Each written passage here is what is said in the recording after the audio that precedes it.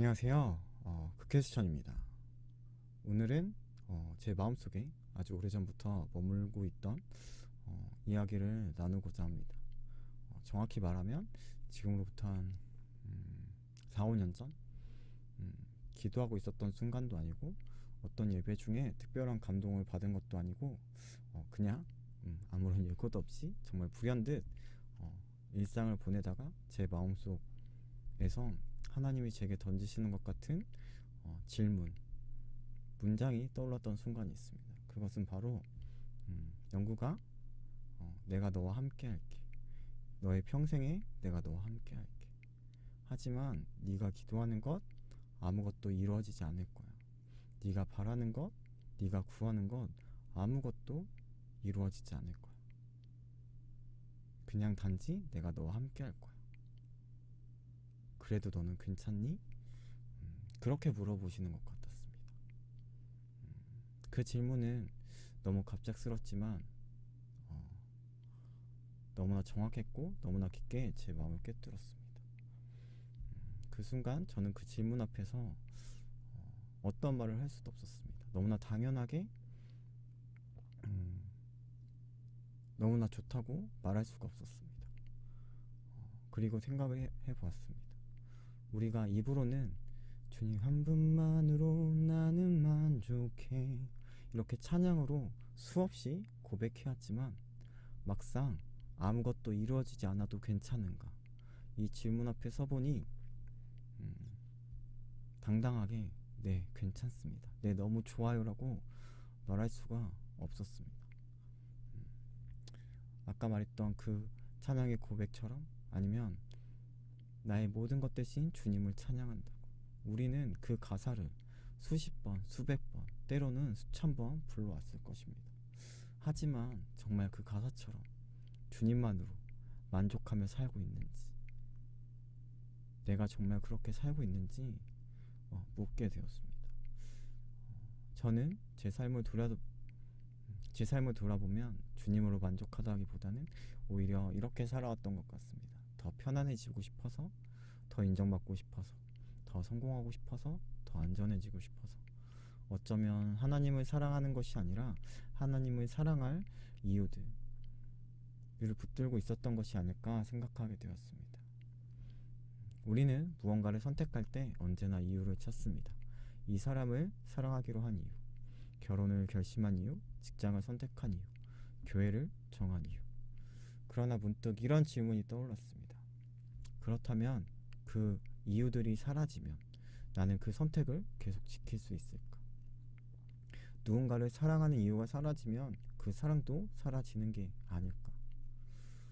이 질문은 하나님에 대한 저의 마음까지 흔들어 놓았던 것 같습니다. 왜냐하면 하나님은 우리를 사랑하실 때 어떤 이유도 붙이지 않으셨기 때문입니다. 하나님의 사랑은 조건이 없고 대가가 없고 설명이 필요하지 않습니다. 그냥 사랑하십니다. 그런데 우리는 하나님을 사랑하려 할 때 너무 많은 이유를 찾고 있진 않는지 생각하게 됩니다. 잘 되려고, 회복되려고, 갖고 싶어서, 안전하고 싶어서, 성공하고 싶어서. 그런 수많은 이유들로 하나님을 믿고 그 이유들 때문에 하나님을 선택하고 그 이유가 흔들리면 하나님에 대한 마음까지 흔들리는 우리의 모습을 발견하게 되고, 그리고 우리는 깨달을 수 있을 것입니다. 하나님을 사랑해야 하는 이유는 단 하나라고, 그분이 하나님이시기 때문이라는 것을 우리는 깨달아야 하지 않을까 생각해 봅니다. 그분이 어떤 분인지 알게 되면 사랑의 이유는 필요하지 않습니다. 그분은 이유 때문에 사랑하시는 분이 아니라 그 존재 자체로 사랑할 수 없는 분이시기 때문에, 사랑이신 하나님이시기 때문에 우리를 사랑하시는 것입니다. 그렇기 때문에 우리도 역시 하나님을 사랑해야 하는 것 아닐까 생각해 봅니다. 요즘은 또 사랑에 대해서 생각을 하다 보면 사랑의 또 다른 표현, 또 다른 언어가 있다고 생각이 듭니다. 그것은 바로 포기라는 것입니다. 사랑은 상대방이 변하기를 기다리는 것이 아니라 내가 변해가는 과정이 아닐까 생각합니다. 우리는 사랑할 때 내 계획을 포기할 수 있을 것입니다. 내 취향도 양보할 수 있을 것입니다. 내 기준도 내려놓을 수 있을 것입니다. 왜일까요? 포기한 만큼 사랑할 수 있기 때문입니다. 그래서 성경은 사랑은 오래 참고 온유하고 성내지 아니하고 질투하지 않는다고 말하고 있습니다. 이 모든 표현은 결국 나를 포기하는 것에서 나오는 것 아닐까 생각하게 됩니다. 내 자아를, 내 고집을, 내 욕심을 내려놓기 때문에, 포기하기 때문에 기다릴 수 있고 참을 수 있고 부드러워질 수 있는 것 아닐까 생각해 봅니다. 아마 사랑의 가장 깊은 모습, 가장 큰 모습은 예수님처럼 생명까지도 포기할 수 있는 그 모습 아닐까라는 생각이 듭니다. 많은 사람도 얘기하지만 저도 이렇게 생각이 요즘엔 듭니다. 사랑은 감정이 아니라고. 사랑은 결단입니다.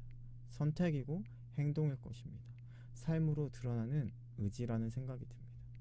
언젠가 감정이 생기면 사랑해야겠다가 아니라 나는 이 사람을, 나는 하나님을 사랑하기로 결정한다라는 선택에서 사랑은 시작되는지도 모르겠습니다. 그 사랑을 생각하다 보니 또 하나의 질문이 생겼습니다. 아무것도 변하지 않아도 나는 괜찮은가?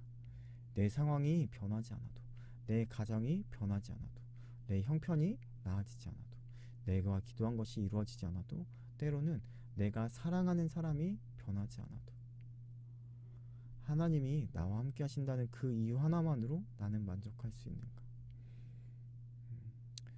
이 질문이 결국 이렇게 연결되는 것 같습니다. 나는 하나님을 나의 뜻에 맞추려고 있진 않는지, 아니면 내가 하나님의 뜻에 맞추려고 하지 않는지. 우리는 종종 내 계획대로 이루어지는 것을 하나님의 은혜라고 생각하곤 합니다. 하지만 신앙은 하나님을 내 뜻에 맞추는 것이 아니라 내가 하나님의 뜻에 맞춰가는 여정인 것 같습니다. 하나님이 변해야 내가 만족하는 것이 아니라 내가 변하기 때문에 하나님으로 만족하게 되는 것 아닐까 생각하게 됩니다. 아무것도 변하지 않아도 하나님이 함께 하신다면 우리는 괜찮습니까? 이 질문 앞에서 우리는 사랑을 배우고 믿음을 배우고 하나님을 하나님으로 고백하게 되었으면 좋겠습니다. 그리고 그 자리에서 비로소 진짜 예배가 시작된다고 생각이 됩니다. 다시 한번 지금에 와서 하나님이 그 질문, 내가 너와 함께 하겠다. 근데 너가 아무것도 이루어지지 않아도, 아무것도 이룰 수 없어도 너는 괜찮니? 라고 물으신다면 여전히 자신은 없지만 좋다고, 괜찮다고 얘기할 수 있는 삶으로 살아가는 우리가 되길 소망합니다. 감사합니다.